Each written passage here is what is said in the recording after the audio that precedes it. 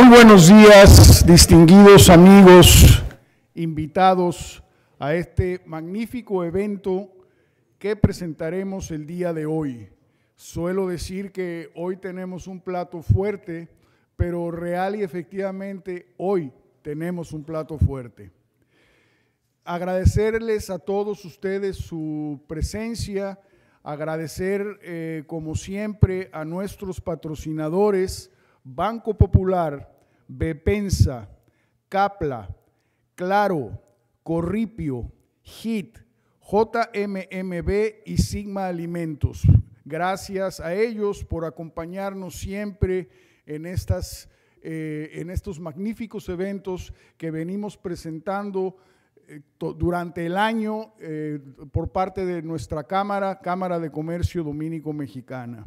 Agradecemos a la mesa de honor, como siempre agradeciendo a nuestro excelentísimo señor embajador Carlos Miguel Aiza el acompañarnos y el apoyarnos en todos los eventos que como Cámara presentamos para beneficio y disfrute de todos y cada uno de ustedes. Asimismo, agradecemos a la directiva en pleno el estar aquí acompañándonos en este magnífico evento.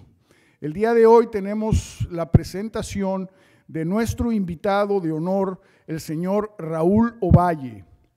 Raúl Ovalle es socio director en Analítica, firma líder en inteligencia económica dedicada a ofrecer servicios de consultoría y estrategias al sector privado, instituciones multinacionales y entidades estatales. Posee una maestría en macroeconomía aplicada de la Pontificia Universidad Católica de Chile y ha servido como docente de macroeconomía en la Pontificia Universidad Católica Madre y Maestra. Especializado en tópicos macrofiscales, ha complementado su formación en cursos en el Fondo Monetario Internacional, Banco Central de Brasil y la Universidad de Colombia. Su trayectoria incluye 16 años de experiencia, habiendo ocupado posiciones de alta dirección dentro del sector bancario y del mercado de valores. Ganador en 2 ocasiones del primer lugar del concurso anual de economía del Banco Central y seleccionado por la Embajada estadounidense como participante del reconocido Programa Internacional de Líderes Visitantes del Departamento de Estado americano. Desde el 2022 es miembro del Consejo Directivo de la Cámara de Comercio y Turismo Dominico-Suiza y desde el 2024 fue nombrado vicepresidente del Comité de Economía y Mercado de Capitales de la Cámara Americana de Comercio de la República Dominicana. Señores, estén atentos, al final tendremos una sesión de preguntas y respuestas y espero que disfruten este magnífico evento. Los dejo con nuestro presidente, el señor Jesús Cornejo.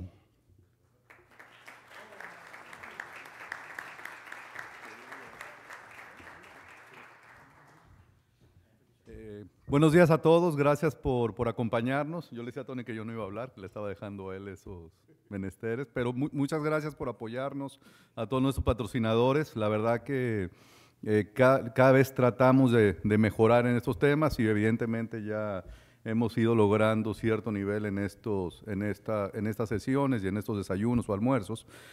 Nos sentimos muy complacidos y la verdad muy orgullosos de que nos haya podido acompañar en esta ocasión Raúl Ovalle, una gente que admiramos mucho a la firma Analítica y admiramos mucho a Raúl, a los socios de la misma, y la verdad que cada vez que vemos una presentación de Raúl, yo lo que le comento a todo el mundo es, para mí particularmente, es uno de los economistas que más claramente aterriza todos los términos económicos que a veces no son tan fáciles, los aterriza de una forma muy sencilla y muy práctica para entendimiento de todo el mundo y realmente para poder aplicar algunas cosas de forma inmediata. Entonces los dejo con Raúl, gracias por acompañarnos y bienvenidos todos.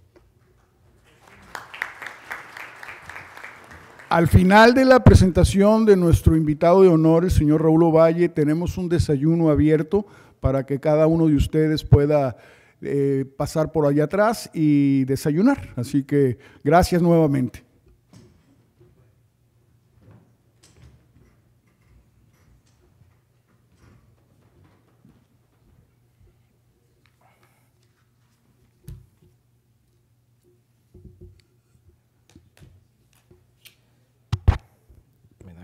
momentico para cuadrar esto.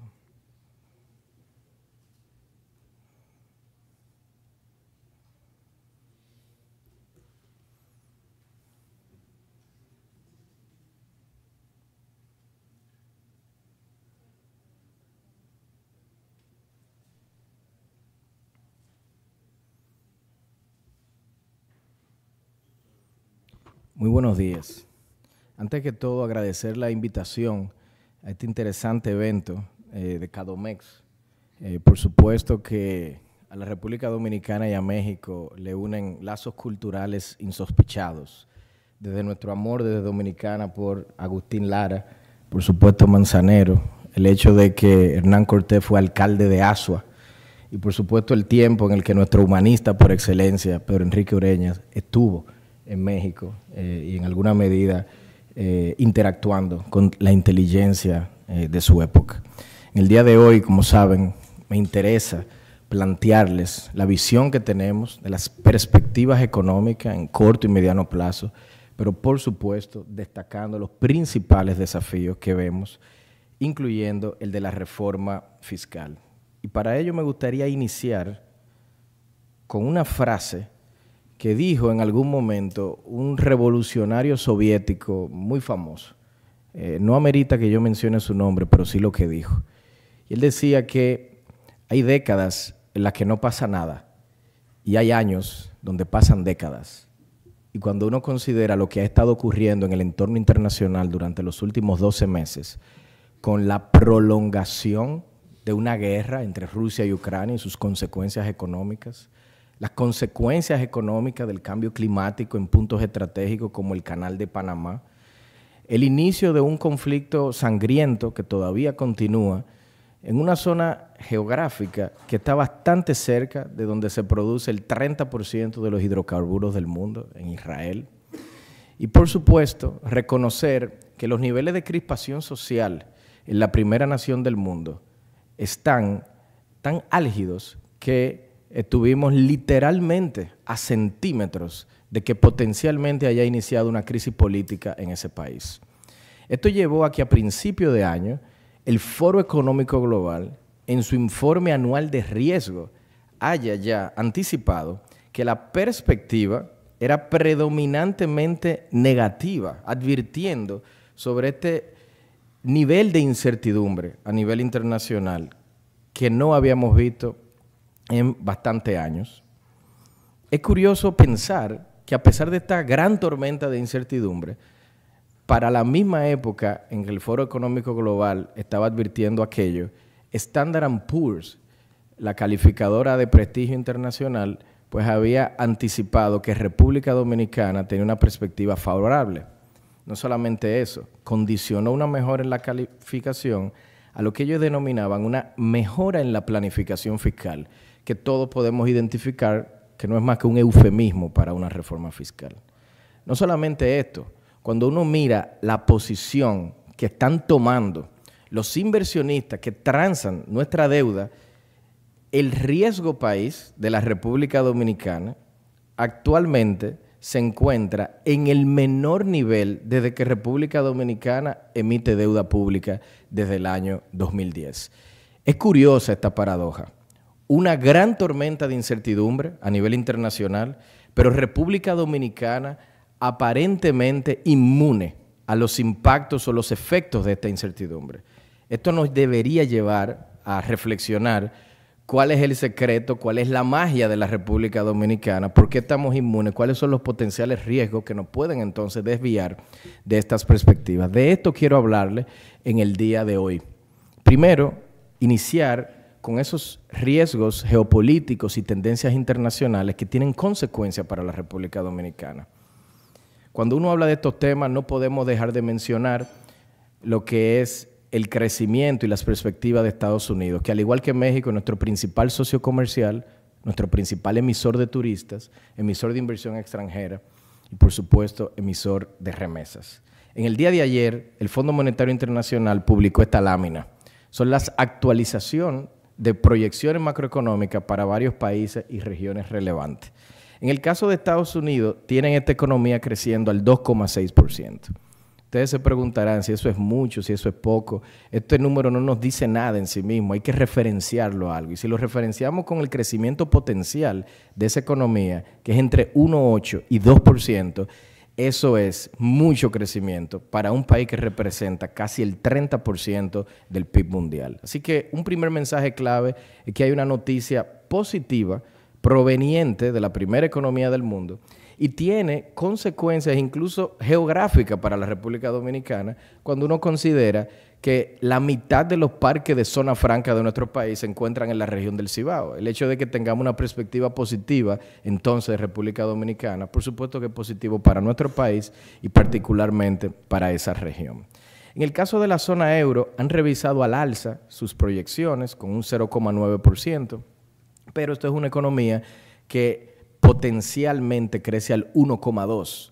Así que, distinto al caso americano, vemos que la zona euro por tercer año consecutivo estaría creciendo por debajo de su tendencia y con un balance de riesgo producto de la guerra claramente hacia la baja. En el caso de América Latina y el Caribe, la región a la que pertenecemos, revisaron a la baja el crecimiento. Por tercer año consecutivo creciendo por debajo de su tendencia, que es entre 3,5 y 4, y estaría creciendo alrededor de un 1,9. Dominicana, si bien no fue actualizada la proyección en esta ocasión, aquí les muestro el dato que sí tenían para abril y la previsión era un crecimiento de 5,4. 5,4 contra una tendencia de 5 sugiere que República Dominicana está posicionado para una recuperación importante en la visión del fondo.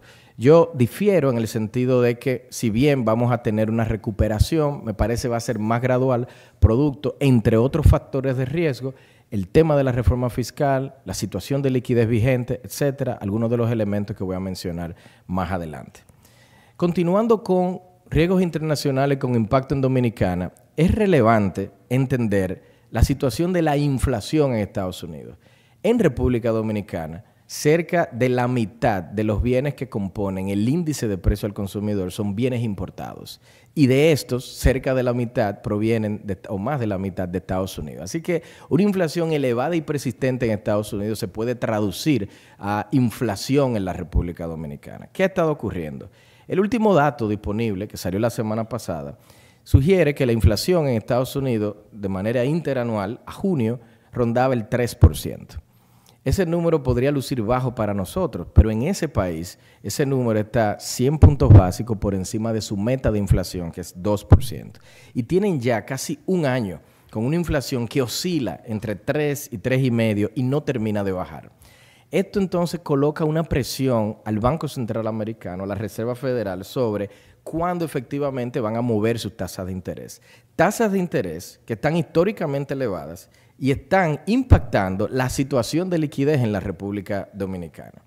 En ese contexto de una inflación que viene reduciéndose, pero que todavía no termina de llegar a la meta, el nivel de desempleo en Estados Unidos ha estado gradualmente incrementando. Hace 7 meses tenían la tasa de desempleo en cerca de 3,2%, ahora andan en cerca de 4,1%.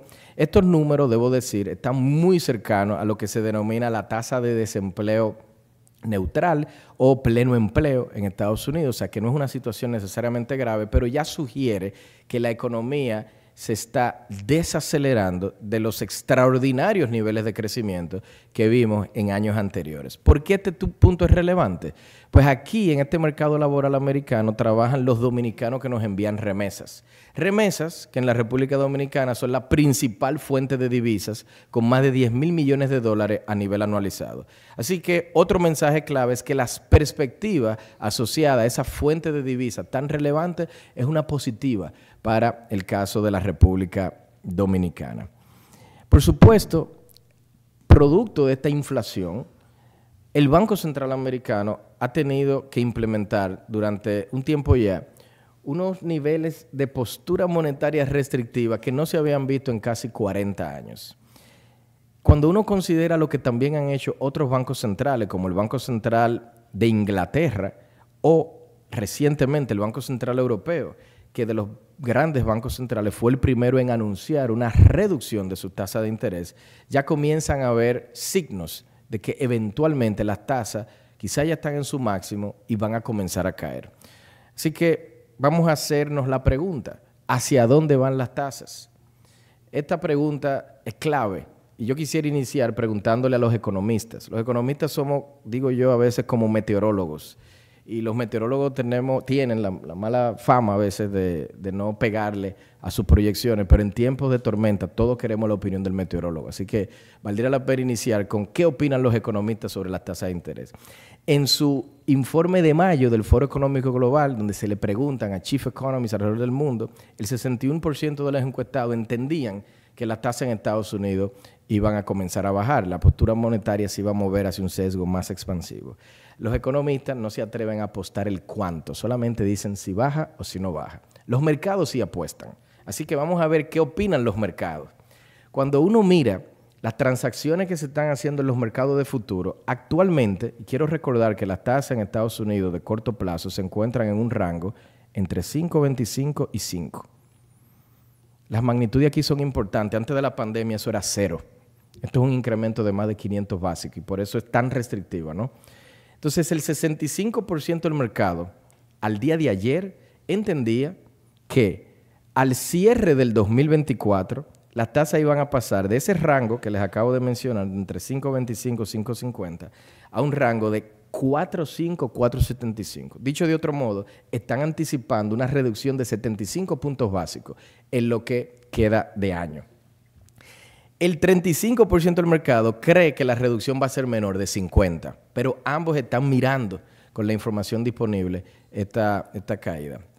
Los mercados, y no me atrevería yo a hablar por ningún trader o tesorero que esté aquí presente, pero tienden a ser un poquito bipolares, porque esta misma lámina yo la presenté hace 2 semanas y el 99% pensaba que era solamente una reducción de 50 básicos. Salió el dato de inflación y entonces esa probabilidad cambia. Así que hay mucha volatilidad asociada a esto, pero es importante notar la dirección. Nadie está apostando a incrementos adicionales de tasa. Donde pueden haber dudas es el timing de cuándo inicia la caída y la magnitud de la caída.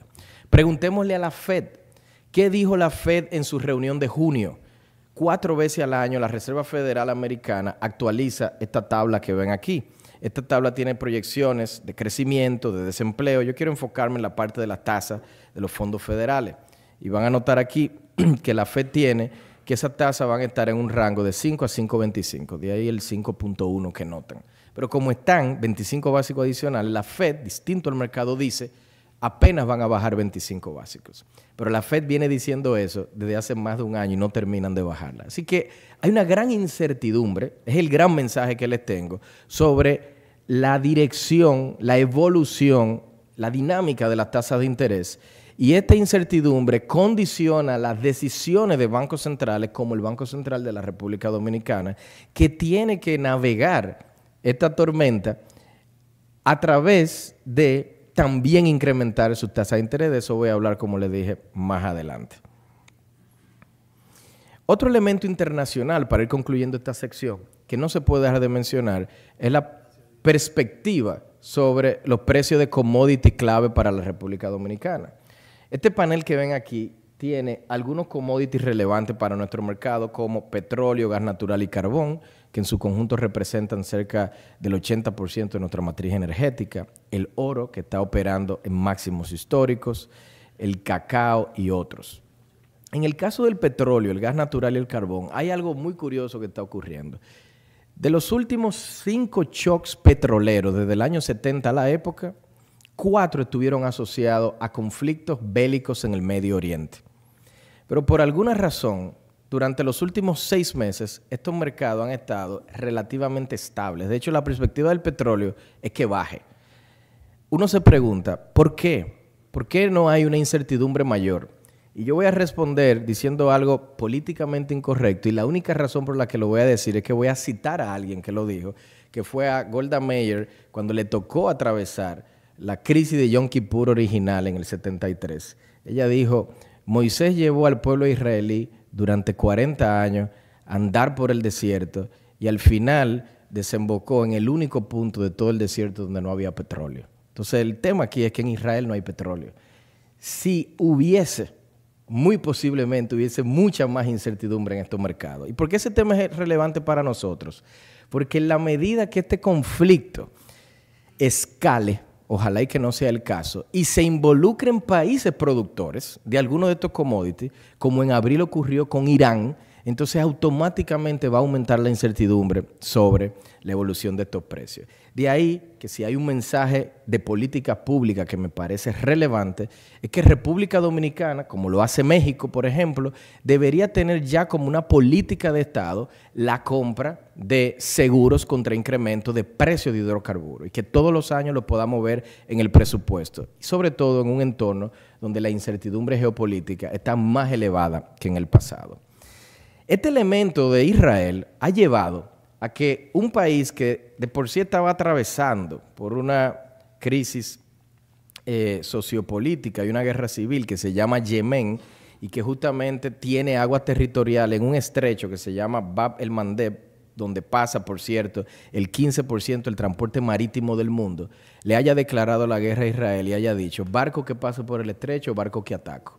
Y han atacado y han hundido varios. Y esto ha llevado entonces a que las rutas de barcos de contenedores que salen de mercados de productos del sudeste asiático y se dirigen hacia mercados de consumo de la Unión Europea hayan tenido que cambiar. Y entonces ahora, en lugar de pasar por el estrecho, bajan por el Cabo de Nueva Esperanza y entran entonces o por Gibraltar o por los ríos que están en Holanda y para conectar con el mercado de Europa.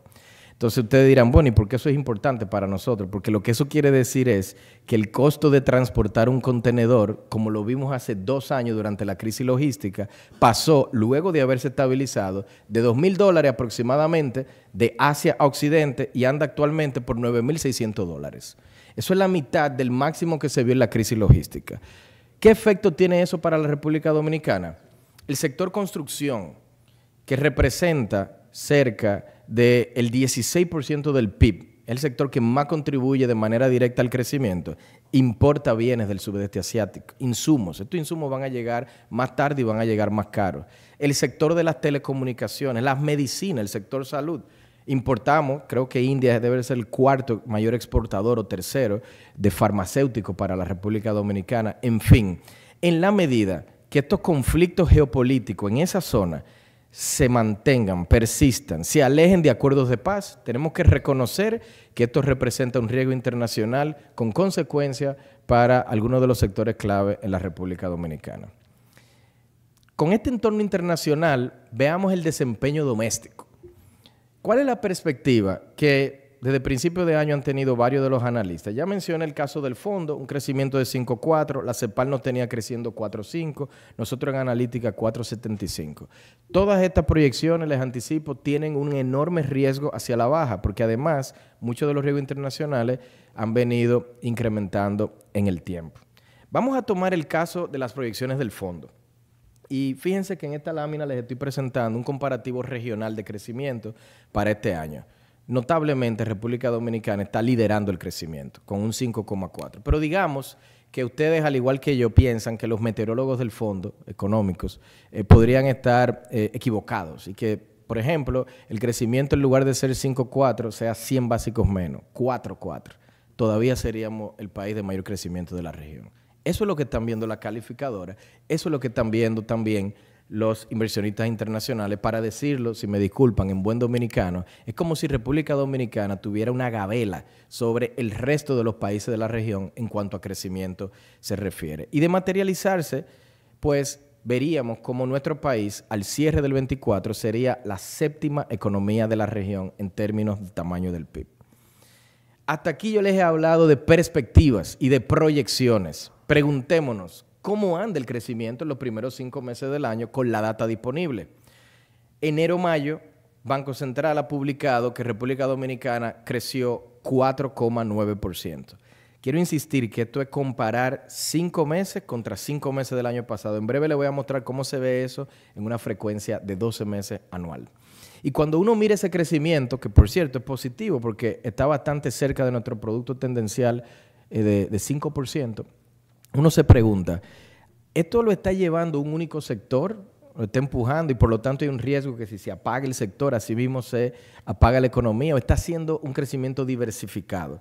Hoteles, bares, restaurantes, que es la cadena de valor del turismo, lidera el sector financiero, el inmobiliario, la zona franca, todo lo que ven en verde son sectores que están creciendo por encima de la tendencia. Es un crecimiento diversificado, positivo. ¿Qué es algo que me preocupa como un riesgo a la baja?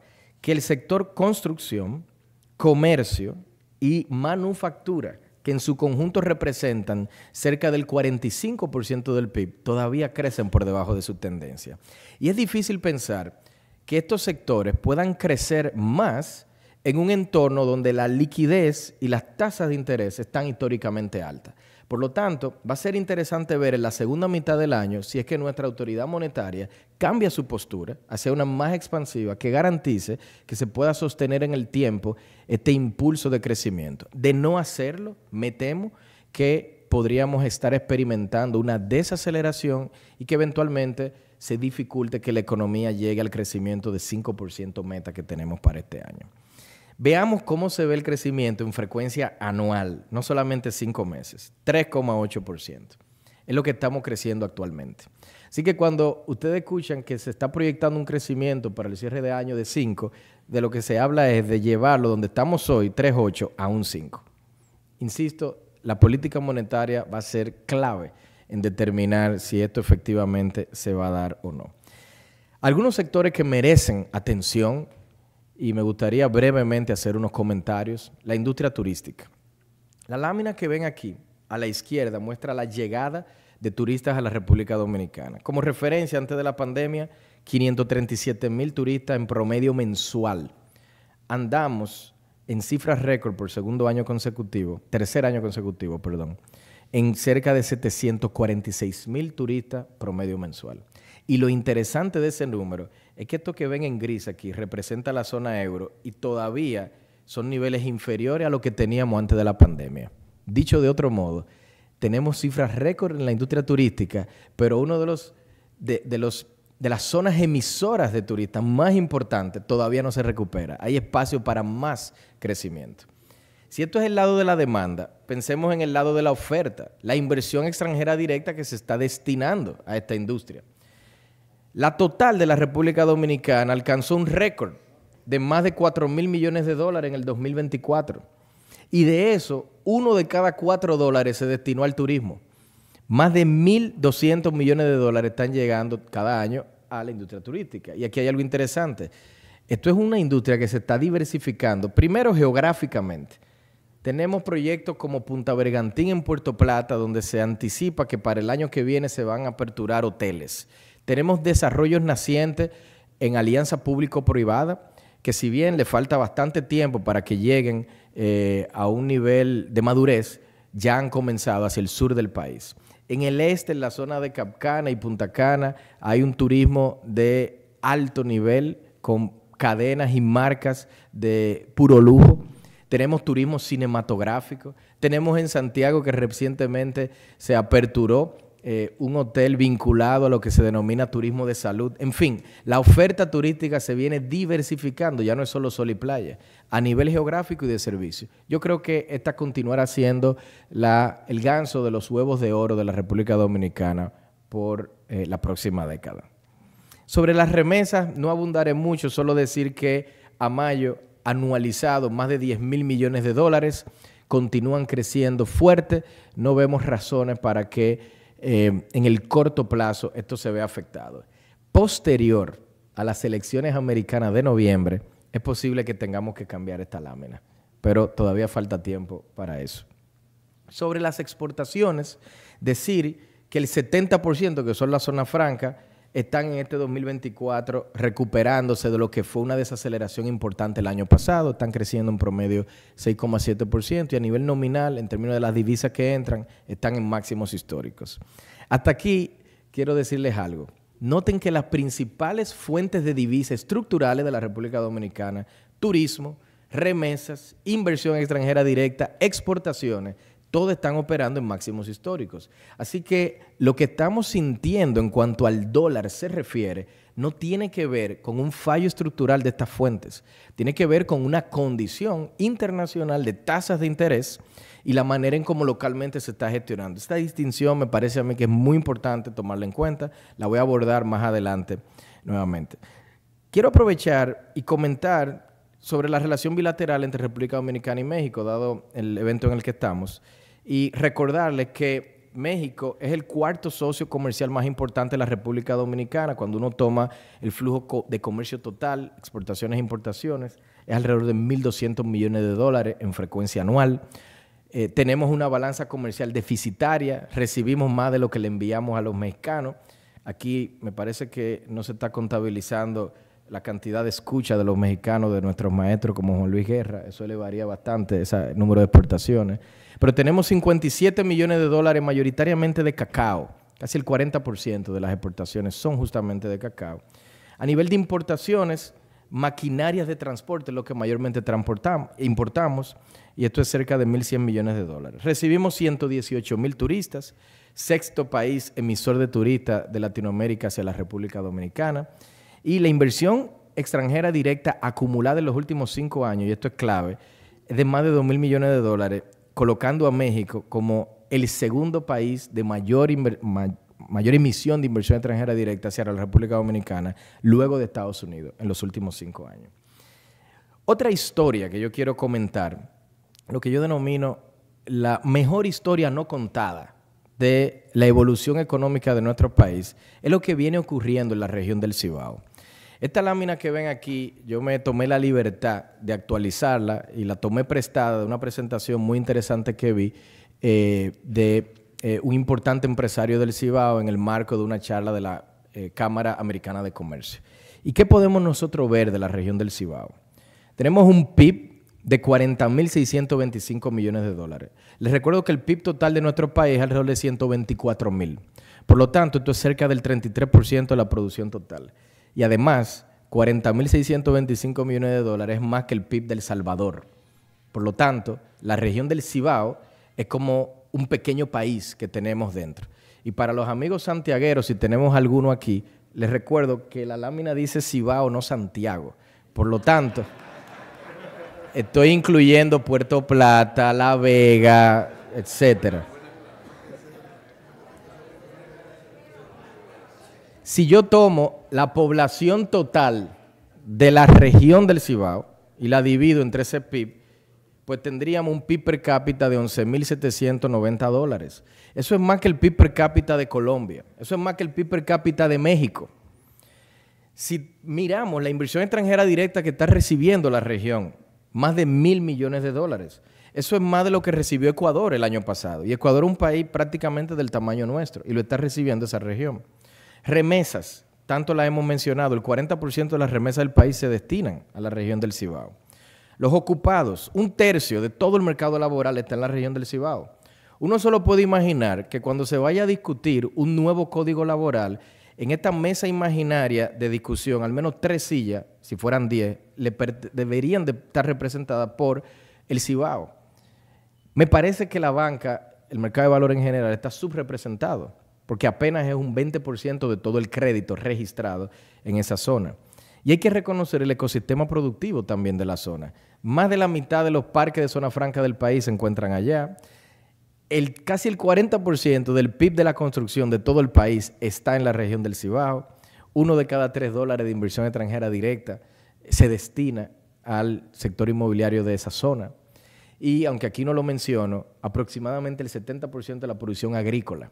Y si uno piensa en la importancia de seguridad y soberanía alimentaria, tan clave como lo fue durante la pandemia, entonces esta región y su importancia para el país se dimensiona aún más. La inversión pública, actualmente 1/3 del total de la inversión pública se está destinando a esa zona. Esta es la fotografía, pero ¿hacia dónde vamos? De mantenerse las tasas de crecimiento históricas a nivel de las diferentes regiones. Aquí les muestro en azul la capital, región Osama, el Cibao en naranja y en verde el este. Para los amigos de Punta Cana, el este no es solo Punta Cana, aquí también estamos incluyendo La Romana, Tomayor, El Ceibo, etcétera. Pero en general, lo que estamos viendo es que tan temprano como el 2032, vamos a pasar de que la región del Cibao represente 1/3 del total del PIB a que sean la región de mayor contribución al PIB de la República Dominicana. Así que desde el punto de vista de sus empresas, creo que la gran reflexión que hay que hacerse es si ese pastel claramente va a continuar creciendo, ¿Qué estamos haciendo hoy para formar parte de ese pastel que va a seguir creciendo? Es algo que va a ocurrir y de hecho me parece a mí que proyectos estratégicos como la carretera del Ámbar, por ejemplo, podrían incluso adelantar este hito. Déjenme continuar con la coyuntura y ahora hablarles brevemente sobre cómo se ve la demanda de crédito, los préstamos en la República Dominicana. Este panel muestra para diferentes sectores y sobre todo la cartera total el crecimiento del crédito. Actualmente anda en cerca de 20%. Es un crecimiento bastante elevado y está diversificado. Sector comercio creciendo doble dígito, sector consumo creciendo doble dígito, sector de adquisición de vivienda, préstamos hipotecarios creciendo doble dígito. Esto habla de que hay demanda de crédito, pero con las condiciones de liquidez vigente, esto puede rápidamente revertirse en la segunda mitad del año. No creo que se sostenga con tasas de interés tan elevadas como la que tenemos actualmente. De nada nos sirve crecer en préstamos si la morosidad comienza a aumentar en la banca, porque entonces se le comienza a introducir una vulnerabilidad al sistema financiero. Y lo que podemos ver es que la tasa de morosidad total del sistema está bastante baja, muy inferior a los niveles pre-COVID, de hecho. Ha habido un deterioro en los hogares, tarjeta de crédito y consumo, pero todavía yo vería esto como una luz amarilla, para nada una luz roja, o sea que esta demanda de crédito que les mencioné me luce a mí que todavía se puede decir que es crédito, originación de cartera de crédito sana que tiene el sistema. Sobre el empleo, lo que se puede decir del empleo es que República Dominicana logró recuperar todos los empleos perdidos durante la pandemia. Hoy tenemos cerca de 172,000 empleos más de lo que teníamos durante la pandemia. El problema es que la mayor parte de esa recuperación provino del sector informal. La economía se informalizó después de que se recuperó posterior a la pandemia y eso seguramente va a llevar a repensar todos los temas vinculados a la arquitectura jurídica laboral de la República Dominicana. Sobre inflación, y ya casi estamos llegando al tema central sobre los temas fiscales y de la reforma. De la inflación el mensaje central es sencillo. Nuestra meta es de 4%, la del Banco Central, y la inflación actualmente anda en cerca de 3,5%. Así que no hay presiones inflacionarias inminentes. Y esto es relevante porque si no hay presiones inflacionarias y la economía está en un proceso de recuperación, la pregunta que deberíamos hacernos es ¿por qué las tasas están tan altas? No tendría que ser que la autoridad monetaria estimule la economía, dado que no hay riesgos inflacionarios. En breve les comento, pero no puedo dejar de mencionar sobre el caso de la inflación, que en el mundo de la construcción, si comparamos los índices de costo de vivienda hoy versus antes de la pandemia, al constructor promedio le resulta cerca de 40% más caro construir hoy. Y esto tiene un particular efecto en toda la demanda del segmento bajo costo. Esto tiene además impacto en la capacidad o velocidad que tiene República Dominicana para cerrar sus brechas de infraestructura. Y me luce a mí que esto puede llevar a que los arquitectos se vuelvan más creativos y habrá mucha demanda por buenos arquitectos, porque yo quiero pensar que los ingenieros van a decir, necesito que me diseñes un espacio que, aunque va a ser de 90 metros y no de los 120 que era antes, haga sentir a los inquilinos como que viven en 120. Porque al final van a tener que cambiar la manera en cómo construyen para poder ajustarse a esta nueva realidad de costo de la construcción. Volviendo al tema de las tasas, déjenme comentarle cuál es la situación de la tasa de interés actualmente. Esta lámina que ven aquí es interesante porque ilustra durante el periodo 2010 a la fecha los momentos en que la política monetaria ha sido restrictiva, que para los economistas lo que eso quiere decir es que la autoridad monetaria está extrayendo crecimiento a través de su incremento de tasa, o expansiva, que es cuando induce. Y lo que uno puede notar es que el nivel vigente de tasa interbancaria, la tasa a la que los bancos se prestan entre sí, si le quito la inflación para poder comparar en el tiempo, está en más de 9%. La tasa neutral, la que no implica ni estímulo ni desincentivo económico, ronda el 2%. Hablar de 9 quiere decir que estamos 700 básicos por encima de lo que se considera neutral. Y nunca habíamos tenido un nivel tan alto. O sea que la idea que pueden todos tener de que las tasas están altas, yo se las quiero corregir y actualizar. No es que están altas, es que no habían estado tan altas como las que se están viendo actualmente. Y por eso inicié la presentación hablándole de tasas de interés internacionales, porque lo que ha cambiado es que en el pasado esas tasas de la Fed estaban en 0, ahora están 500 básicos más altas. Entonces nuestro Banco Central ha tenido que gestionar eso para tratar de garantizar que el tipo de cambio no se desvíe de los niveles que ellos consideran consistentes con una meta inflacionaria. Eso ha llevado, por supuesto, a que la tasa de los productos bancarios, tanto a nivel de préstamos como a nivel de captaciones, estén también en máximos. Pero ¿por qué? ¿Por qué el Banco Central ha tenido que subir tanto las tasas más allá de lo que ocurre fuera? Hay que entender el mercado cambiario. Esto es uno de los grandes enigmas de la República Dominicana. Yo voy a tratar de ser lo más pedagógico que pueda para explicarle que no es tan enigmático cuando uno ocupa el marco tradicional de oferta y demanda. Y esta lámina intenta explicarlo. A la izquierda yo le estoy mostrando todos los dólares que entran a la economía. Dólares que entran por remesas, dólares que entran por turismo, dólares que entran por exportaciones, inversiones, etc. Al primer trimestre de este año teníamos 40.900 millones de dólares que entraron a la economía dominicana. Ahora, ¿cuántos dólares salen?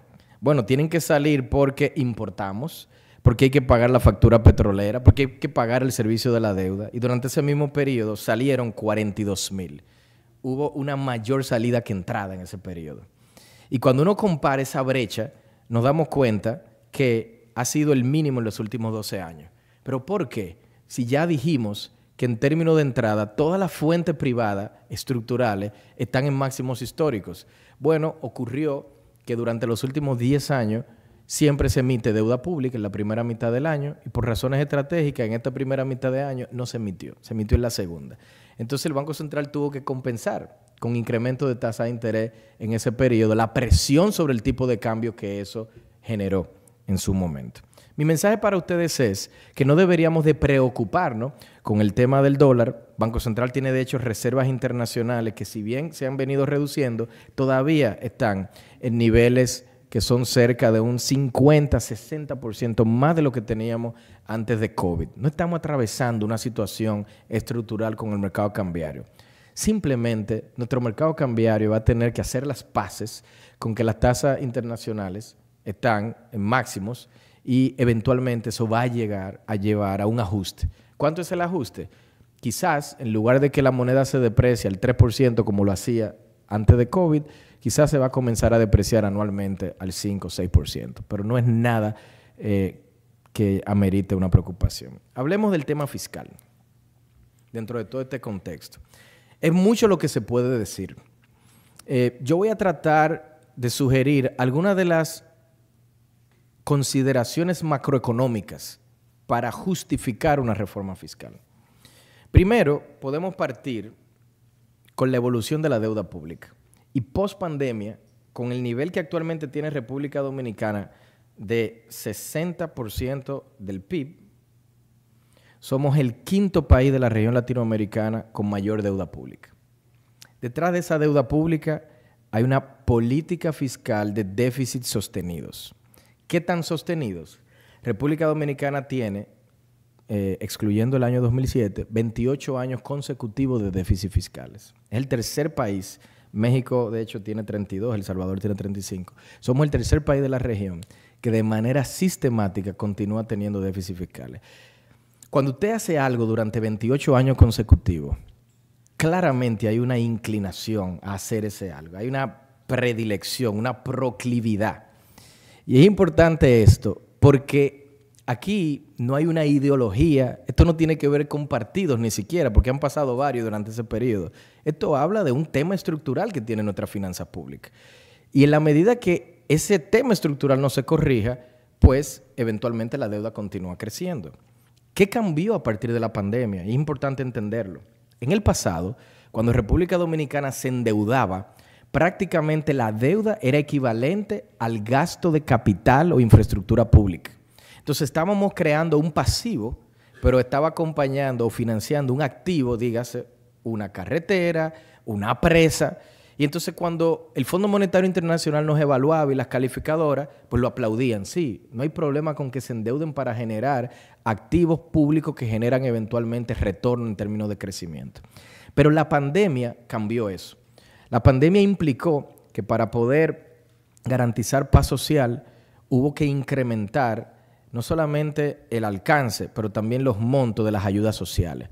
Y de manera permanente, no transitoria. Decía el gran Milton Friedman, no hay nada más permanente que un programa transitorio de gasto público. Y esto es justamente lo que está ocurriendo.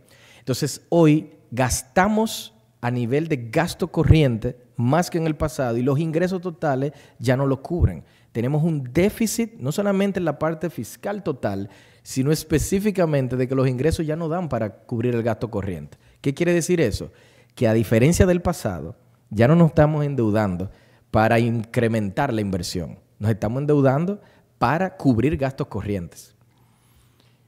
¿Qué tan grave es el tema? Hoy estamos pagando deuda pública por 3.1 del PIB. Un punto del PIB son 1.200 millones de dólares. O sea que estos son 3.600 millones de dólares anuales que se pagan en servicios de interés. Y en capital o inversión pública, 2.1 del PIB. Entonces, pagamos más el interés de la deuda que la infraestructura. El subsidio eléctrico se ha deteriorado lastimosamente y esto tiene consecuencias fiscales. Está al doble de lo que veíamos antes de la pandemia. Y el gasto se ha vuelto además más rígido. Como ha incrementado el gasto corriente, entonces el gasto de nómina, el gasto de intereses, el gasto de estas prestaciones sociales y subsidios, hoy ocupa una mayor participación que la que se tenía en el pasado. Uno se pregunta cómo se ve la historia de reforma fiscal y su vinculación con el crecimiento económico. Aquí se las muestro desde el año 70 al 24. Esta lámina lo que está mostrando es cuánto creció la economía en cada año. Pero las láminas que tienen color anaranjado, amarillo, son láminas que barras que identifican los momentos donde se implementa una reforma. Vale la pena notar que hay una concentración por acá, en el 90, y esto es porque se hizo en el marco de una crisis, o una gran crisis. Hay otra concentración aquí en el 2003, otra que se hizo en el marco de una gran crisis. La que no se hizo en el marco de una gran crisis fue la última, que fue la del 2012, y se hizo luego de un desvío fiscal post-elecciones. O sea que tenemos prácticamente 12 años con crecimiento sostenido y sin una razón, vamos a llamarle de emergencia, para generar un ajuste fiscal. Eso es, vamos a decir, el marco vigente sobre el cual se está teniendo esta discusión. Aquí les estoy mostrando algo similar, pero en lugar de ver el crecimiento, lo que estamos viendo es los ingresos totales que recibe el fisco, o como los economistas le llamamos, la presión fiscal. Van a notar que posterior a la crisis del 90, lo vemos aquí como porcentaje del PIB, estos fueron niveles bastante elevados de presión fiscal si lo comparamos con los niveles vigentes. Subieron, pero luego vinieron caídas. La estructura era completamente diferente. Nosotros exportábamos en aquella época. Si el precio del exportable caía, también caían los ingresos fiscales. En fin. Pero, ¿qué le quiero yo alertar o qué mensaje le quiero yo dejar con esta lámina? Que hay que cuidarse de que, por ejemplo, en el 2012 se implementa una reforma y el incremento total fue de aproximadamente medio punto del PIB. El incremento esperado de esa reforma era de 1,5. No logró generar el incremento que se había anticipado. Y aunque ustedes están viendo en estos últimos 4 años unos incrementos en ausencia de reforma, ojo, de la presión tributaria o fiscal, la realidad es que detrás de eso hay muchas operaciones que las autoridades han tenido que hacer de adelantos de ingresos, de renegociaciones de contratos que permiten traer ingresos fiscales y no necesariamente de un cambio o de tributos que la haya aumentado. Dicho de otro modo, un riesgo de ejecución importante detrás de la reforma es que se implemente algo y que eventualmente se desvanezca rápidamente en el tiempo el efecto de esa reforma y que los ingresos no aumenten de manera permanente. Sobre la reforma hay un tema adicional y es que se ha anunciado no solamente esa reforma, sino un número de reformas en el marco de un interesante decreto que hace un mes el Poder Ejecutivo sacó con un aspiracional de que la economía dominicana se va a duplicar en el periodo 2025-2036, durante los próximos 12 años. Esto es un aspiracional muy interesante. Déjenme brevemente explicarle, en mi opinión, el porqué. Primero, cuando los economistas pensamos en duplicar el tamaño de algo, pensamos en crecimiento. Y la manera en cómo los economistas pensamos en crecimiento es que nos inventamos una caja negra que se llama función de producción, donde entramos insumos, como por ejemplo empleo y capital o tecnología, y de esa caja negra que se llama función de producción salen los bienes y servicios que aumentan la calidad de vida de todos nosotros. Por lo tanto, decir que queremos duplicar el tamaño de la economía implícitamente quiere decir que hay que pensar cuánto es el empleo adicional, cuánto es el capital adicional y cuál es la tecnología que le tengo que meter a esa caja negra para que efectivamente crezca más. Nuestra economía es la que lidera el crecimiento de Latinoamérica con 5%. Para duplicar el tamaño de la economía en 12 años hay que crecer 6,5%. No es una tarea sencilla. Aquí les traigo en esta lámina una descomposición de ese crecimiento por décadas. Vamos a tomar el caso de la década anterior. Crecimos promedio 4,9, de los cuales el capital contribuyó 1,8. Capital aquí estoy hablando de infraestructura en general, que incluye pública, privada y la inversión externa que recibimos. El empleo contribuyó 1,6 y la tecnología 1,5. Eso dio el 4,9. ¿Cómo tendría que verse eso para que logremos duplicar la economía al 36? Ese 6,5 tiene que distribuirse con una contribución de la tecnología que, por cierto, incluye el capital humano. Entonces, aquí hay un supuesto heroico de que los deterioros que hemos estado notando en todo lo que tiene que ver con la calidad del sistema educativo no se traduzcan a un deterioro aquí. Es un supuesto heroico, pero vamos a mantenerlo. El empleo, mientras la población cae, y eso es algo que ocurre a nivel global, pues cae la contribución del empleo. O sea, que hay que compensar por ella. O sea, que prácticamente duplicar el tamaño de la economía es duplicar la contribución del capital, que a su vez significa meterle más inversión a esta economía. Doméstica, privada, externa y pública. Pero la pública, vimos antes, está en mínimos históricos. ¿Qué tipo de inversiones? En el marco de una reforma, y si yo lo organizo por sectores vinculados a lo que yo le llamo frontera tecnológica, ¿qué sector está históricamente más alineado a la frontera tecnológica que el sector de tecnología y telecomunicaciones en general? Entonces, en el marco de una reforma hay que tener cuidado si es que se desincentiva el hecho de que se generen nuevas inversiones, porque entonces vamos a tener objetivos contrapuestos. Pensemos no solamente en el de las telecomunicaciones, me voy a ir en uno donde lastimosamente la tecnología prácticamente tiene 60 años que casi no llega. Es el agro. República Dominicana ya tiene el nivel para instalar redes agroclimáticas modernas a nivel nacional, como lo tiene Chile, como lo tiene Colombia. Y en el marco, por cierto, de un DERE-CAFTA, donde para el caso del arroz en el 2025 se va a desmontar, hay que buscar formas de que se vuelvan más productivas algunos de estos sectores. Entonces, la decisión para lograr que se duplique el tamaño de la economía es una de identificar cuáles van a ser esos proyectos de inversión relevantes que permitan elevar la contribución del capital. Hay uno en particular que yo creo que ayudaría mucho y es esta carretera del ámbar que tanto se ha hablado. Y aquí, viendo que nos deleita con su presencia el historiador por excelencia de la República Dominicana, el maestro don Fran Moyapón, le traigo una lámina de un libro que se escribió en el 1966, donde el embajador John Barlow Martin fue el embajador que envió Kennedy cuando, en el contexto del asesinato a Trujillo, estaba justamente hablando en aquel consejo de 7 presidentes en la casa de Bonelli, Rafael Bonelli, Santiago.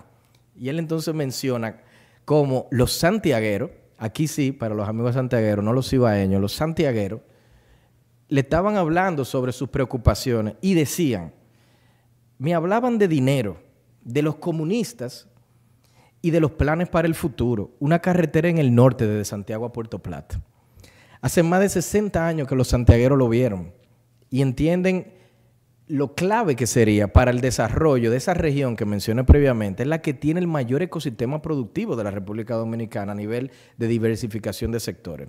Yo creo que si nos vamos a tomar en serio esa aspiración del presidente, que me parece muy, muy válida, es prácticamente convertirnos en un tigre asiático. Pero si lo vamos a hacer en el marco de una reforma fiscal, esta reforma tiene que cuidar que esas inversiones puedan llegar y se sigan incentivando y no generar, de hecho, lo contrario. Último comentario de la reforma que les quiero decir es que en economía también podríamos decir que una política es no hacer nada. ¿Qué pasa si sencillamente nos olvidamos de este tema? ¿Qué podríamos esperar de aquí a los próximos 12 años? Lo primero es que si no hay un ajuste fiscal, claramente la deuda va a seguir aumentando. ¿A cuánto? Hoy está en 60 puntos del PIB, alcanzaría alrededor de 80 puntos del PIB hacia el 2036. Eso es mucho, eso es poco. Aquí lo que tenemos que saber es que la deuda, mientras más alta, limita la capacidad que tienen los gobiernos de solventar o navegar crisis económicas. Cuando la pandemia, la deuda aumentó 20 puntos del PIB, pero logramos en aquel momento financiarlo y ajustar la economía, porque habíamos partido de 40. Si llegase una pandemia en el 36 con deuda de 80, ¿será que vamos a poder solventar un incremento de 20 puntos sobre 80? Entonces limita esa capacidad que tienen los gobiernos de navegar crisis económica. Si hay más deuda hay que pagar más servicios de interés. Y si hay que pagar más servicios de interés, pero no hay más ingresos porque no hubo reforma, entonces ¿qué quiere decir eso? Que hay que sacrificar otros gastos. ¿Cuál es el gasto que normalmente se sacrifica? La inversión pública, pero la inversión pública está en mínimos históricos. Entonces, aquí entra de nuevo la contraposición de una meta de duplicar el tamaño de la economía con una inversión pública que estaría en mínimos históricos o quizá peor. El ahorro fiscal para que la deuda no crezca, o es decir, el tamaño de la reforma necesaria, cambia en el tiempo. Dicho de otro modo, postergar el ajuste encarece el ajuste. No hay un almuerzo gratis. Si se decide no hacer una reforma, eventualmente cuando se decida hacer, esa del futuro va a ser o tendrá que ser por necesidad de mayor tamaño que la que se tendría que hacer ahora, porque la deuda estaría más alta hacia futuro. Se ha mencionado mucho que el gobierno desea, y creo que en el sector privado todos estaríamos también al unísono deseándolo, alcanzar el llamado grado de inversión. El grado de inversión es como esos créditos que los bancos tienen a todos estos clientes preferenciales. Imagínense a nivel país, cuando los inversionistas nos ven como un preferencial. ¿Qué pasa en ausencia de un ajuste fiscal adecuado? Es muy improbable que logremos que las calificadoras nos denominen grado de inversión. Pero si no somos grado de inversión, el pool de potenciales inversionistas que estarían, de hecho, financiando los proyectos de inversión para que se duplique el tamaño de la economía, queda reducido. Es probable que incremente el riesgo país. Yo inicié la presentación, el primer gráfico era el del riesgo país, mínimos históricos. Seguramente que en la próxima década eso gradualmente se deterioraría, lo cual incrementa el costo del nuevo endeudamiento en el Ministerio de Hacienda. Y hay que decirlo, el elefante blanco del salón, pues duraríamos una década adicional donde el problema cuasi fiscal del Banco Central no se resolvería, sino que continuaría gradualmente creciendo. Así que no hay almuerzo gratis. Hay muchas razones que podríamos decir de por qué este no es el mejor momento, por qué es complicado y demás, lo sé, pero no podemos dejar de reconocer lo que implica no hacer un ajuste adecuado en ese periodo. Déjenme ir concluyendo con un balance de riesgos que he estado identificando para la República Dominicana hacia corto y mediano plazo. No sin antes mostrarle esta tabla, que como referencia es un consenso entre Banco Central, Ministerio de Hacienda y Ministerio de Economía sobre la proyección de las principales variables macro. Dígase crecimiento, dígase inflación y dígase tipo de cambio. El mensaje es sencillo. Las autoridades están esperando que vamos a crecer 5. Ya mencioné que hay balance de riesgo hacia la baja. La inflación controlada dentro del rango meta. Y aquí algo interesante, el tipo de cambio con ese nivel de 6,73% de depreciación es prácticamente el doble de la depreciación histórica. Así que en alguna medida ya las autoridades están reconociendo que en este contexto de tasa de interés elevada internacionalmente, la moneda va a tener que ajustarse un poco hacia el alza. O como diría el economista de Colombia, Guillermo Calvo, va a tener que abandonar su fear of floating, su miedo a flotar la moneda. El Foro Económico Global, en su informe de riesgo, estableció lo que veían como los 10 principales riesgos que enfrenta el mundo y también un top 5 para la República Dominicana. No voy a entrar en cada uno, pero sí no puedo dejar de mencionar este que califican en cuarto como la inseguridad cibernética. Es el tercer año consecutivo en el que ese riesgo tiene páginas completas en ese informe. Hace 2 años República Dominicana no sabía lo que era un ataque cibernético. No se había materializado a menos uno oficialmente. Ya es algo que no voy a decir que es común, pero sabemos que ha ocurrido. Ese riesgo ya se ha materializado. Y en la medida en que el país continúe creciendo, continúe posicionándose favorablemente a nivel global, vamos a también estar en los ojos de los ciberatacantes y ciberdelincuentes. Y parecería que solamente el sector bancario, del mundo financiero, las telecomunicaciones, muy vinculadas a tecnología, entienden al detalle estas amenazas. A mí me luce, de hecho, que esos sectores tienen casi que una responsabilidad social, corporativa, de informar al resto de por qué esto tiene que ser gestionado. No subestimar en ninguno de sus planes estratégicos la relevancia que tiene este riesgo hoy, que va a continuar teniendo hacia adelante. En el caso de la República Dominicana, quinto riesgo, dice ahí migración involuntaria. Para mí esto es un eufemismo para la crisis de Haití, que desde hace ya casi 4 años en los riesgos que identifica Analítica es justamente la crisis sociopolítica de Haití el número 1. Hay mucho que decir aquí y teniendo aquí al maestro Moyapón, no me atrevo yo a hablar demasiado del tema, quizá debería de ser él que estuviera en este podio, pero sí les quiero mostrar algo de por qué esto no se puede subestimar. Este mapa está mostrando países fronterizos donde hay brechas de ingreso importantes. Y prácticamente lo que queremos preguntarnos es, ¿dónde se encuentran las mayores brechas? La mayor brecha actualmente está en Saudi Arabia y Yemen.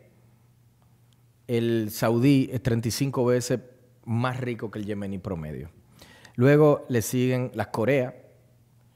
Por ahí vemos algunos países de África subsahariana, Israel y Palestina tienen una brecha de ingreso importante.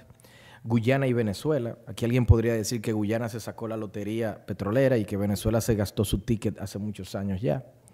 Y luego tenemos a Dominicana y Haití dentro de este top. Lo que todos van a poder notar es que nosotros somos la única isla. Entonces tenemos una perspectiva positiva y muy favorable para la República Dominicana, pero en el caso de la nación vecina, una de las peores crisis sociopolíticas que todavía no se resuelve. Son, como diría Jorge Luis Borges, senderos que se bifurcan.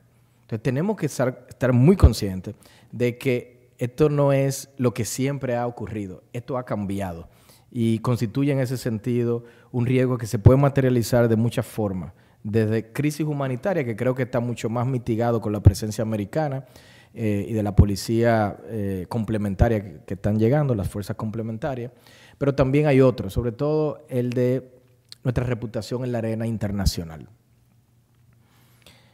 Últimas 2 láminas. Esto que les estoy mostrando aquí lo vi en el día de ayer y me pareció interesante traérselo. Y es sobre todo porque con la situación reciente de Estados Unidos ya se está hablando qué esperar en un mundo donde efectivamente el candidato republicano gane esas elecciones. Y lo interesante es que la unidad de inteligencia económica de la revista The Economist sacó unos indicadores donde básicamente vieron el impacto de una potencial presidencia Trump en 3 áreas: comercio, seguridad, y todo lo que tiene que ver con seguridad se refiere a elementos militares, e inmigración. ¿Por qué quise traerlo? Porque República Dominicana, según el Economist Intelligence Unit, sería el 4º país más impactado de una eventual, o más, mejor dicho, expuesto de una eventual candidatura a Trump, específicamente vía las potenciales cambios de políticas migratorias y sus efectos entonces con las remesas, algo que mencioné yo al principio de la presentación. Exposición no quiere decir impacto, ojo. Lo que sí quiere decir es que deberíamos de estar considerando si a partir del 2025 vamos a vivir un mundo de guerras comerciales y mayores aranceles, de cambio en políticas migratorias, etcétera. ¿Cómo eso podría estar en República Dominicana afectando a nivel macro, pero a nivel también de sus diferentes sectores? ¿Qué efecto podría tener? Creo que son reflexiones importantes y informes como este ayudan a que comencemos a tener estas discusiones. Para concluir, les quiero mostrar una perspectiva saliéndome de la coyuntura y pensando ya hacia mediano plazo de cómo se ve el crecimiento de la República Dominicana siguiendo tasas históricas. Aquí no hemos duplicado el tamaño de la economía, simplemente vamos a seguir creciendo al 5% que conocemos y el Fondo Monetario Internacional tiene un cálculo del PIB per cápita ajustado a precios internacionales. Al 2024, nuestro PIB per cápita es el sexto de la región. México nos supera actualmente, con un nivel de $27,000. Insisto, $27,000 a tipo de cambio internacional, no tipo de cambio local. Para el 28, si se mantienen estas tasas de crecimiento, tendríamos que seríamos la cuarta economía de la región en términos de PIB per cápita, solo superado por Panamá, Uruguay y Chile en ese orden. Para el 30, seríamos la segunda. Y para el 35, interesantemente, tendríamos el mismo PIB per cápita que tiene España hoy. Para los fanáticos de Gardel, que creo que hay algunos aquí, él hablaba de que 20 años no son nada. Eso es la mitad. Eso son 10. Eso está a la vuelta de la esquina. Decir que en los próximos 12 años o 10 años República Dominicana va a tener el PIB per cápita que tiene España hoy, debería entonces motivar una reflexión, y es la arquitectura jurídica vinculada a reforma fiscal, vinculada a política de educación, de salud, seguridad social, leyes de partido político, urbanismo, en fin. Lo que tenemos hoy montado en la República Dominicana, creemos que va a permitir que cuando lleguemos a ese nivel de PIB per cápita se haya generado un derramamiento social donde el dominicano promedio goce de el mismo nivel de calidad de vida del español promedio que tiene ese PIB per cápita hoy. Yo no lo sé. Lo que sí sé es que la iniciativa que ha defendido el presidente, me parece correctamente, de impulsar un sinnúmero de reformas, donde la fiscal es una de ellas, es la que habilitaría los recursos para que se dé una adecuada provisión y además de calidad de bienes y servicios públicos, es una discusión que puede iniciar con la reforma, pero no concluye con la reforma. Yo inicié diciendo, hay décadas en las que no pasa nada y años donde pasan décadas. Claramente me luce a mí que durante los próximos 10 años, no solamente las relaciones México y República Dominicana, pero República Dominicana va a continuar disfrutando de crecimiento y prosperidad si efectivamente algunas de estas reformas se diseñan adecuadamente y se impulsan con propósito. Muchas gracias.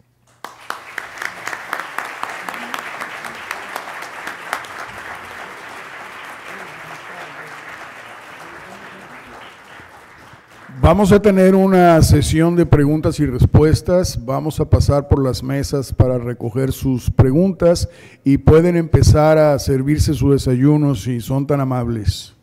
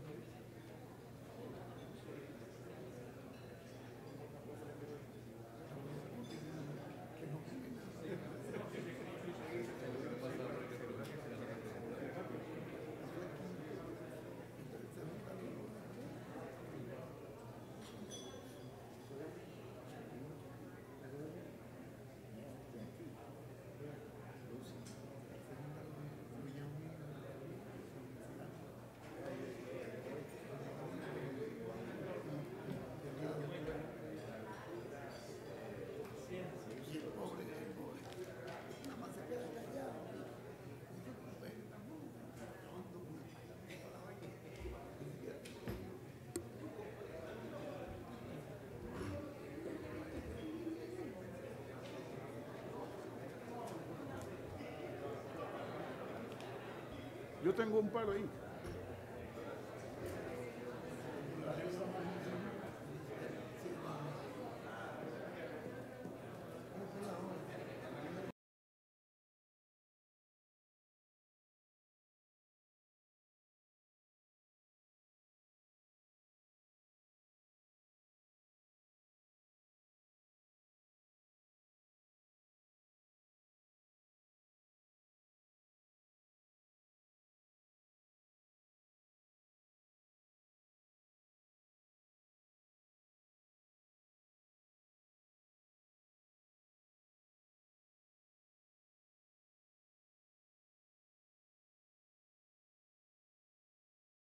Nuestras redes nos llega una pregunta para nuestro expositor. ¿Cuáles serían, de acuerdo a su conocimiento, las principales o los principales cambios necesarios en una reforma fiscal?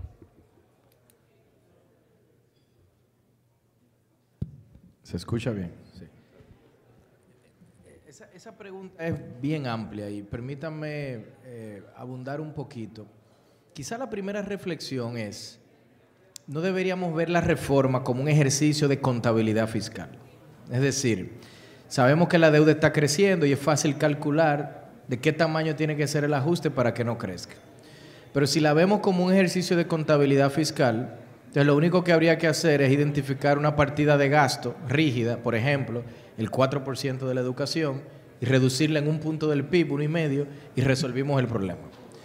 Pero la reforma fiscal no debe de verse de ese modo. Debe de verse como un habilitador de ese crecimiento, esa generación de inversión, el hecho de que se pueda utilizar el sistema tributario para desincentivar ciertas conductas que no queremos que asuman o empresas o hogares, u incentivar conductas que sí, etcétera. Entonces, para ello, hay elementos que me luce a mí son claves gestionar. La evasión fiscal, por ejemplo. Antes de hablar de incrementar tasas, uno puede pensar en la base, pero la base se deteriora en la medida que la evasión fiscal aumenta. Y aquí no quiero desmeritar el rol de nuestros administradores tributarios, pero valdría la pena preguntarnos si técnicamente, con la incidencia de nuevas tecnologías y demás, están nuestros administradores tributarios para gestionar un sistema tributario que eventualmente se propondría a través de una reforma.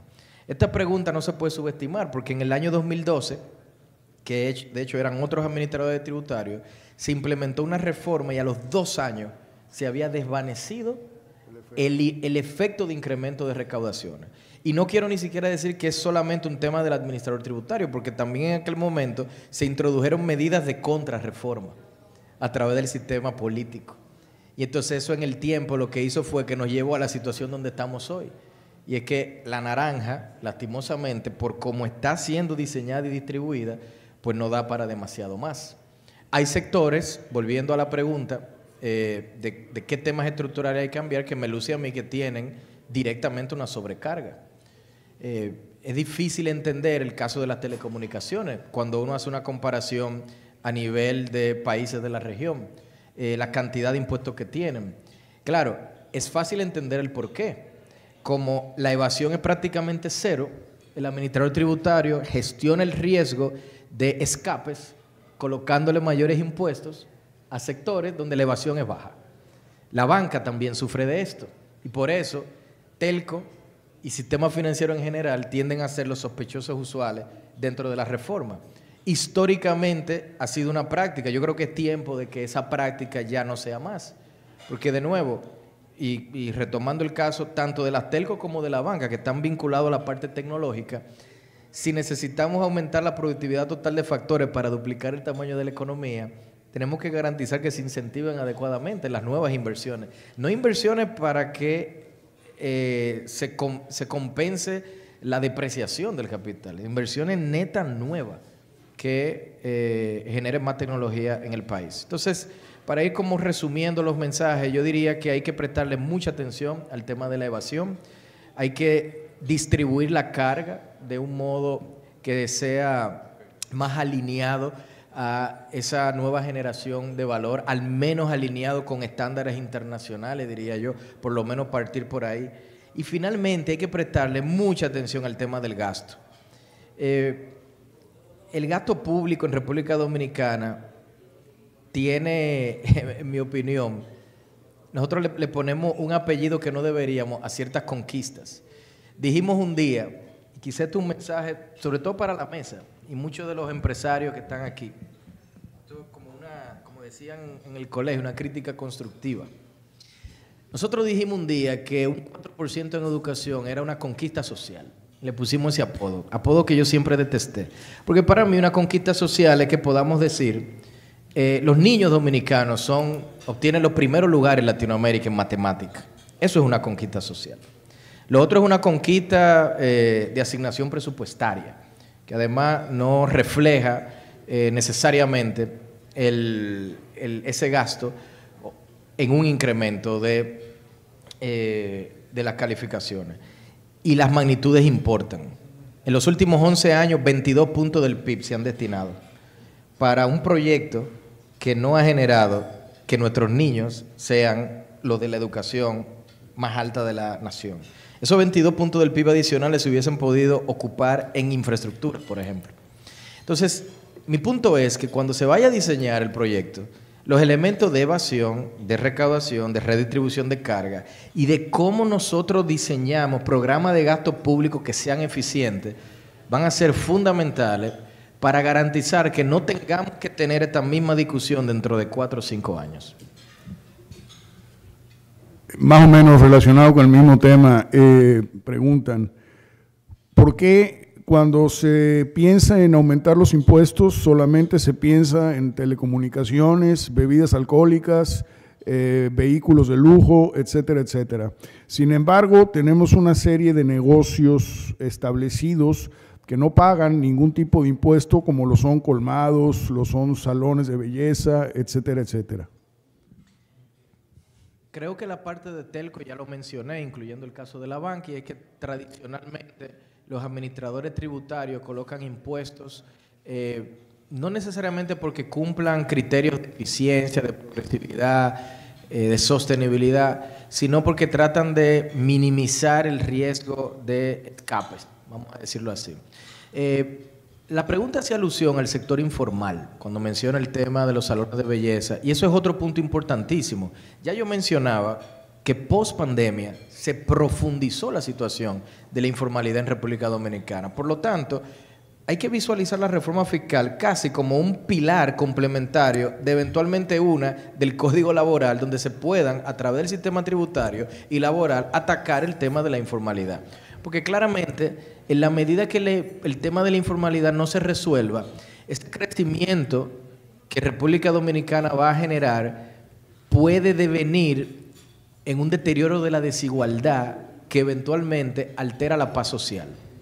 Yo estudié en Chile hace casi 20 años y Chile siempre fue el estudiante de A, como dirían allá, el estudiante Mateo de la región latinoamericana. Yo bromeaba con mis amigos chilenos de que la gran prueba de que habían llegado al desarrollo de Latinoamérica es que los americanos le daban visa solo por ser chilenos. Ya con eso uno tenía una buena idea de que también lo había hecho Chile.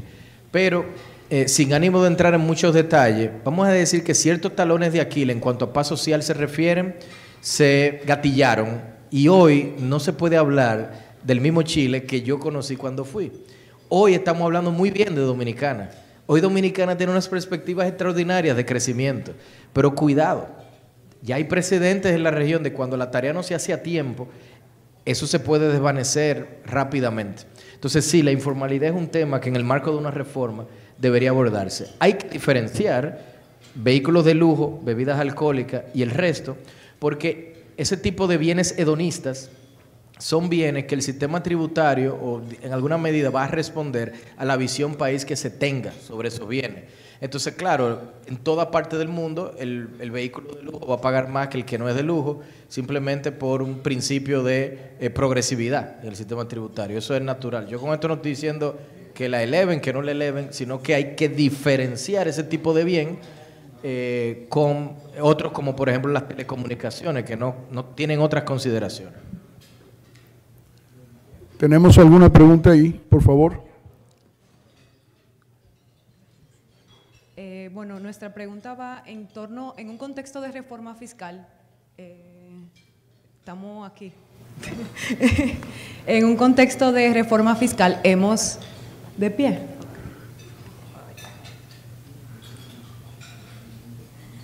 Ok, buenos días. Mi nombre es Altaveida Soriano, economista también, y en el contexto de reforma fiscal hemos visto varias propuestas. Hemos visto varias propuestas de transformación, eliminación o sustitución de figuras impositivas. Entonces, me gustaría conocer su input al respecto. Por ejemplo, se ha tocado el tema del impuesto selectivo al consumo y la transformación del ITEVIS en un IVA o la aplicación de impuesto selectivo al consumo a muchos otros productos o sectores del mercado.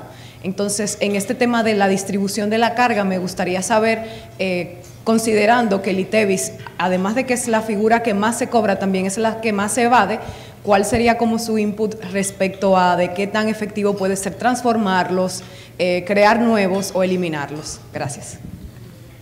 Mira, sobre el caso del ITEVIS o el IVA, la propuesta que me parece a mí que el primero que la mencionó fue Andy Dawager sobre sustituirlo por un impuesto directamente a las ventas. Bueno, creo que el de la renta, ahora que creo que el que menciona. Es una propuesta interesante porque en el fondo lo que yo entiendo Andy quiere atacar es el tema de la evasión. Entonces, si el impuesto a las ventas en su racional es mucho más fácil perseguirlo, porque es una sola línea la que se tiene que reportar y se generaría entonces vamos a decir, una carga logística menos compleja para el administrador tributario. Pero eso tiene ciertas consideraciones.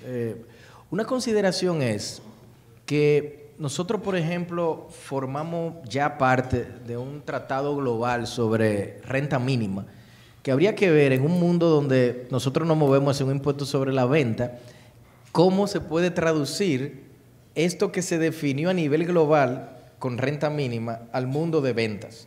Yo no tengo idea de cómo eso sería, pero te garantizo que habría un trabajo importante que de seguro incluiría hasta la propia Cancillería, por lo que implica.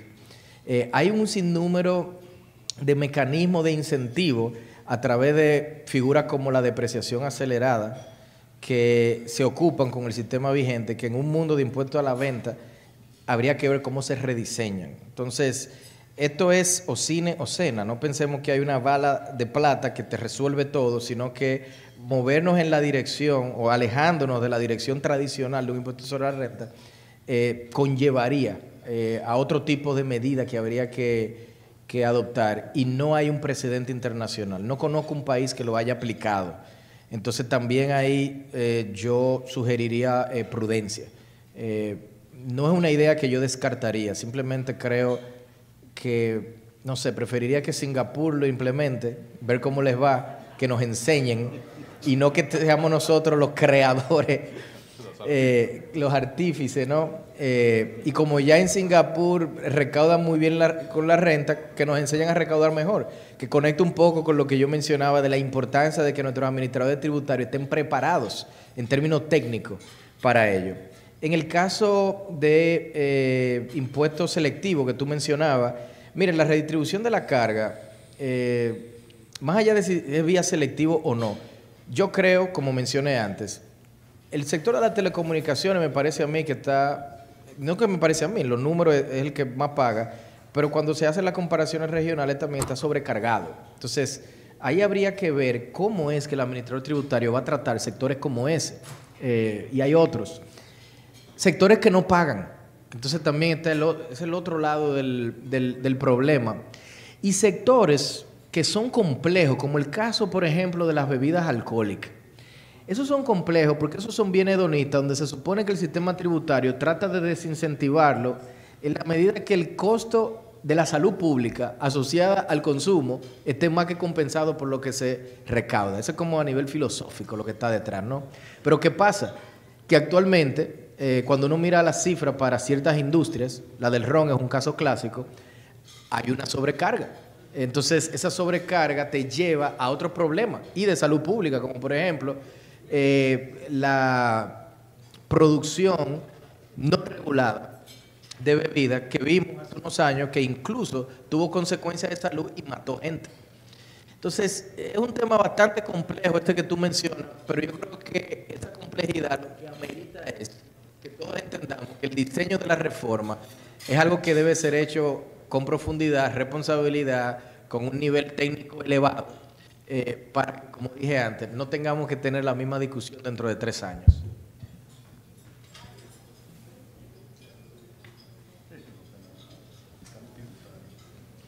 Buenos días. Hola Raúl, Manuel por aquí. Yo tengo una pregunta que me llama poderosamente la atención sobre el tema de las tasas de interés, más que de la reforma fiscal.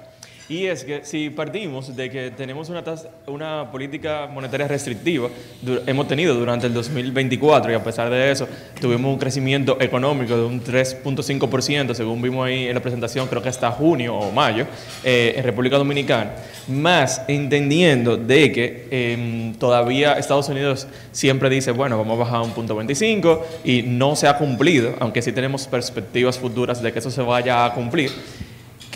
Son 2 preguntas. Pregunta número 1 es, ¿qué tanto realmente necesitamos que las tasas disminuyan?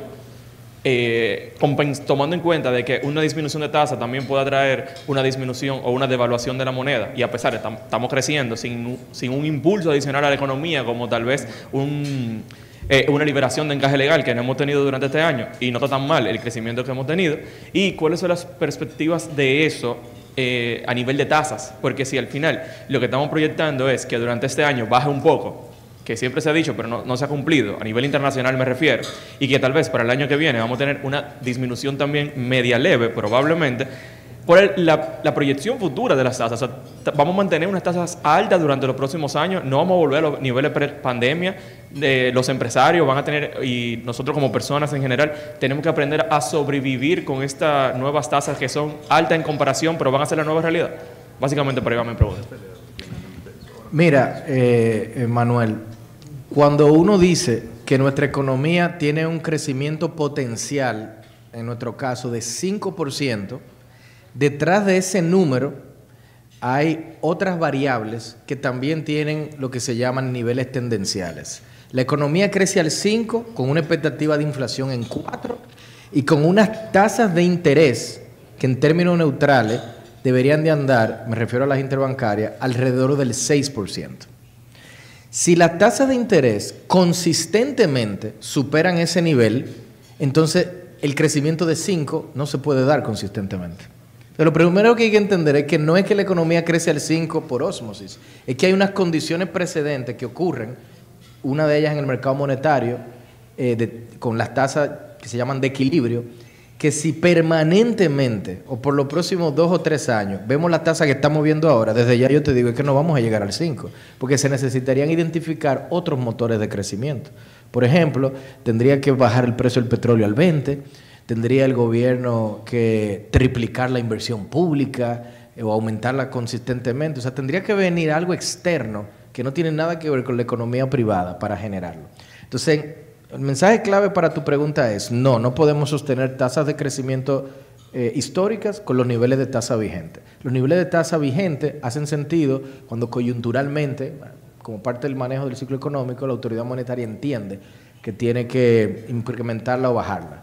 Y yo te diría que ante el riesgo de que las tasas permanezcan altas internacionalmente por más tiempo, tenemos que hacer las paces con que la moneda no se va a depreciar a un 3%, con tasas internacionales en 5%. Es muy costoso en términos de reservas, en términos de tasas locales, mantener esos niveles de depreciación. Lo que debe de ajustarse, en mi opinión, no es el crecimiento, es la tasa de depreciación. Que flote algo la moneda, no es llevarla a 70 por 1, es simplemente decir, en lugar de que se va a depreciar al 3, se deprecia al 5 y vamos a poder bajar las tasas de interés. Señores, a todos ustedes, muchísimas gracias. Nuestra mesa directiva no ha desayunado, así que vamos a darle espacio para que tengan más bien este brunch. Agradecemos a nombre de la Cámara de Comercio e Inversión Dominico-Mexicana el que nos hayan acompañado en este día, en este importantísimo evento, y espero que se lleven un poco de claridad en lo que debemos hacer para seguir teniendo este crecimiento que hemos tenido en las últimas décadas. A todos ustedes, muchísimas gracias.